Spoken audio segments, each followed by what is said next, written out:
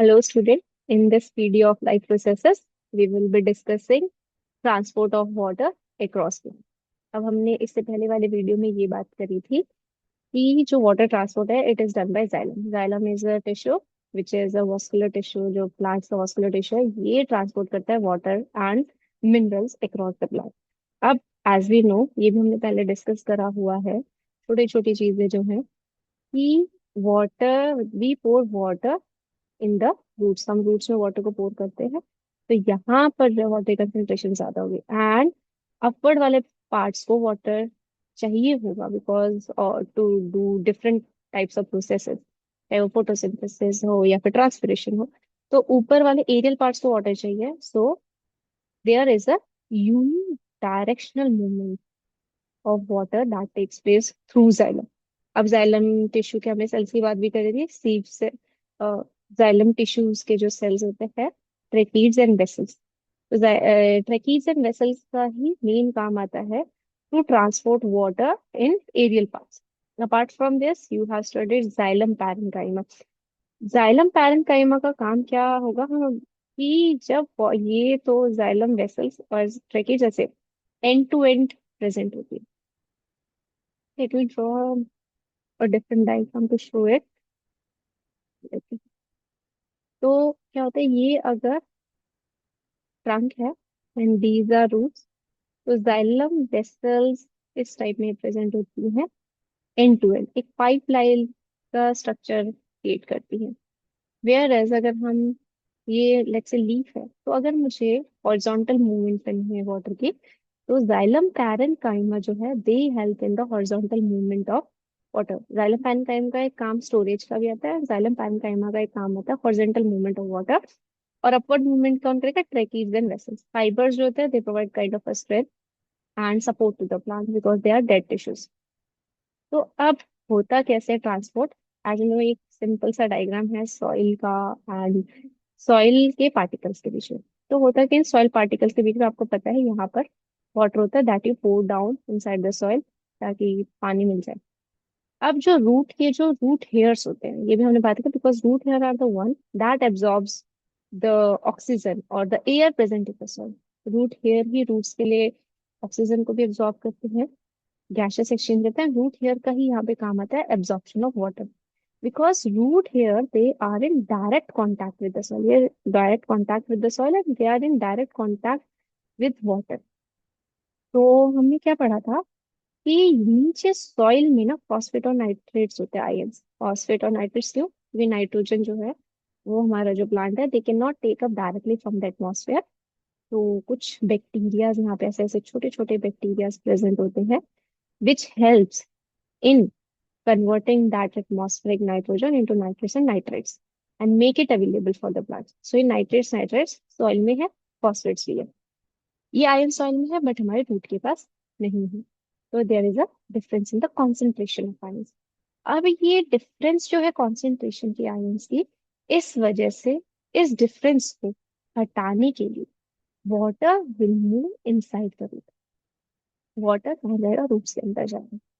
Water गया तो उसके वाटर के साथ मिनरल्स आयंस सब जाएंगे, high concentration to low concentration. अब ये वाटर हमारा रूट्स के अंदर गया. यहाँ पर इसने क्या किया? रूट्स में एक वाटर कॉलम बना दिया. जब वाटर कॉलम बन जाता है तो क्या होगा? और जो पानी होगा वो जैसे और पानी ऊपर जाएगा तो इस पानी को इट विल पुश अपवर्ड. मतलब एक तरह से समझो कि यहाँ से हर जगह से ऐसे हर रूट से ऐसे पानी आ रहा है. अगर यहाँ पे पानी इकट्ठा हो रहा है रूट में, एक रूट में वाटर कॉलम बन रहा है, तो इधर से पानी आएगा वो इसको धक्का देगा ताकि पानी ऊपर जाए और ऊपर जाए. This is one force. ठीक है, जिसको हम कहते हैं accent of SAP. Accent of SAP ये वाली फोर्स हो गई एसेंट ऑफ सैप, जिसमें क्या हो रहा है? There is pressure created by the water inside the xylem. Xylem के अंदर एक वाटर कॉलम के थ्रू एक प्रेशर क्रिएट होता है जिसकी वजह से इट पुश द वाटर पर ताकि वाटर ऊपर जाए ऐसे. But it is not that sufficient to provide waters to the aerial part. ऊपर वाले पार्ट्स को पानी पहुंचाने के लिए ये वाला प्रेशर इतना सफिशिएंट नहीं होता. सो यहाँ पर एक और जो है अ, एक और फोर्स काम आती है. वो क्या होती है? मैं यहाँ पे ऐसे लीव्स बना दूँ. ये लीव्स है। अब क्या है, ये थोड़ा सा बड़ा सा डायग्राम है। तो अब लीव्स में आपको पता है ट्रांसपिरेशन होते हैं दिन के टाइम में, स्टोमेटा ओपन होता है and there is an excess loss of water. तो जब यहाँ पे इन लीव्स में से पानी उड़ेगा, there is a loss of water. तो यहाँ पर पानी की कमी हो जाएगी, क्योंकि पानी नहीं है यहाँ पर, लॉस हो रहा है वाटर का। तो there is a less water present in the leaves as compared to the water that is present here.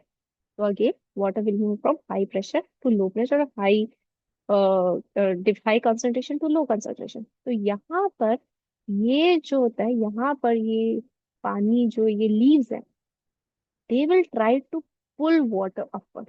ये पानी को ऊपर खींचने की कोशिश करेंगे। इस time they will try to pull water upward and this force is known as ट्रांसपिरेशनल।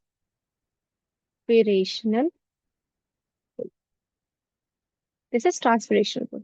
Transpiration की वजह से इट पुल्स वाटर। क्यों? क्योंकि जब ट्रांसपिरेशन होगी तो पानी जो लीव्स हैं दे विल लूज वाटर, ये वाटर को बाहर निकालेंगे। इसकी वजह से there is a less amount of water present in the leaves और there is at least no amount of water present, so they will try to pull water from the downward. वो नीचे से पानी को खींचने की कोशिश करेंगे स्टेम से, जिसकी वजह से वो water will move from high concentration to low concentration. So this is known as transpiration pull. अब एक चीज क्या याद रखें, क्योंकि आपने ये देखा ट्रांसपिरेशन होने के लिए स्टोमेटा ओपन होगा। ओपन कब होता है? वो डे टाइम में। तो ट्रांसपिरेशन या pull is more prominent during day time. Day time में सबसे ज्यादा प्रोमिनेंट होगा ट्रांसपिरेशन पुल, बिकॉज उस टाइम पे सनलाइट होगी, स्टोमेटा ओपन हो गया, ट्रांसपिरेशन होगी। एसेंट ऑफ सैप, क्योंकि ट्रांसपिरेशन रात में थी, तो ascent of sap is more prominent at night. तो यहाँ पर जब वाटर की रिक्वायरमेंट रात में, अगर पानी की रिक्वायरमेंट पूरी करनी है प्लांट्स को, so ascent of sap will take its role, take play its role. And during day, क्योंकि पानी की रिक्वायरमेंट तो दिन में भी पूरी होनी चाहिए, तो इसीलिए उस टाइम में ट्रांसपिरेशन फॉलो होगा। अब जो ये हमने ट्रांसपिरेशन की बात करी, तो ट्रांसपिरेशन का काम यहाँ पे क्या होता है? ट्रांसपिरेशन होता क्या? ट्रांसपिरेशन अगर हम बात करें, देयर आर नोट्स हर एक उसमें ना, इसके बाद नोट्स हैं, आई प्रोवाइड यू नोट्स, तो अभी सिर्फ समझ लो। तो ट्रांसपिरेशन का मतलब क्या होता है? Removal of excess amount of water. Removal of excess amount of water.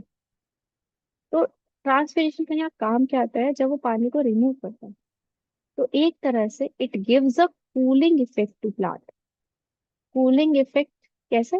Suppose, just an example, आप बाहर खेलने जाते हो गर्मियों में, आपको पसीना आता है, पसीना आता है बॉडी में, और जैसे ही आप पंखे के नीचे आते हैं, फैन के नीचे आते हैं, हवा चलते है, तो आपकी बॉडी को ठंडक फील होती है, कूलिंग इफेक्ट।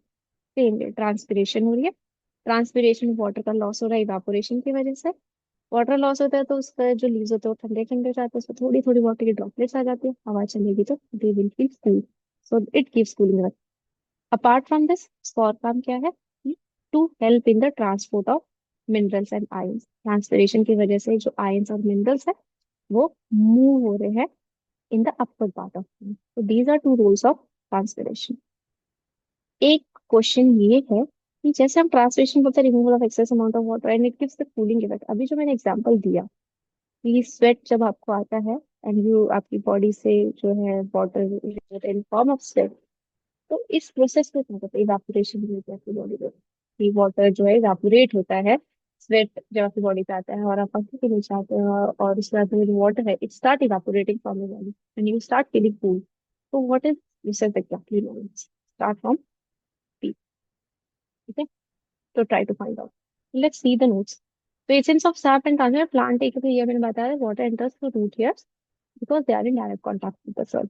इससे क्या होता है? There is a difference in concentration between roots and soil. इसीलिए वाटर जो है वो रूट से मूव करता है from soil to eliminate this difference. इसके बाद क्या होता है? स्टेडी मूवमेंट होती है वाटर के रूट जाइलम, जिसकी वजह से एक कॉलम बन जाता है वाटर का, दैट स्टेडली पुश अप, जिसको ऊपर पुश किया जाता है। प्लांट्स में एक और स्ट्रैटेजी यूज होती है ताकि जाइलम में पानी हाईएस्ट पॉइंट तक जा सके, ऊपर वाले पार्ट्स में, and this is known as transpiration. Loss of water in form of vapours from the aerial parts of plant is known as transpiration. Evaporation of water molecule from the cell of the leaves creates a suction. अब क्या होगा? ये water molecule जो cells हैं leaf के, उससे निकलते हैं, तो वहां पे एक सक्शन क्रिएट हो जाता है जिसकी वजह से it pulls the water from the xylem cells of the root के जाइलम से वाटर को खींचे जाते हैं। Transpiration helps in absorption and upward movement of water and minerals. जो मूवमेंट होती है वाटर और मिनरल्स की अपवर्ड मूवमेंट, उसमें हेल्प करता है transpiration. Role of transpiration, transpiration क्या कहते हैं, helps in absorption and upward movement of water and minerals. Second, it also helps in temperature regulation that I already told you. It gives a cooling effect to plant. The effect of root pressure in transport of water is more important at night. ये मैंने बता दिया कि जो root pressure है, यानी जब हम एसेंट ऑफ सैप की बात कर रहे हैं कि रूट प्रेशर की वजह से जो वाटर मूव कर रहा है, that is more prominent at night. Whereas during the day stomata opens, तो ट्रांसपिरेशन पुल जो होता है एक मेजर ड्राइविंग फोर्स हो जाती है eight this daytime. So that's all for the transport of water across xylem in plant. In the next class, in, in the next class, we will be talking about translocation. That means the movement of food molecules across plant. So thank you. Have a nice day. Like, share, and subscribe. Keep reading and keep learning.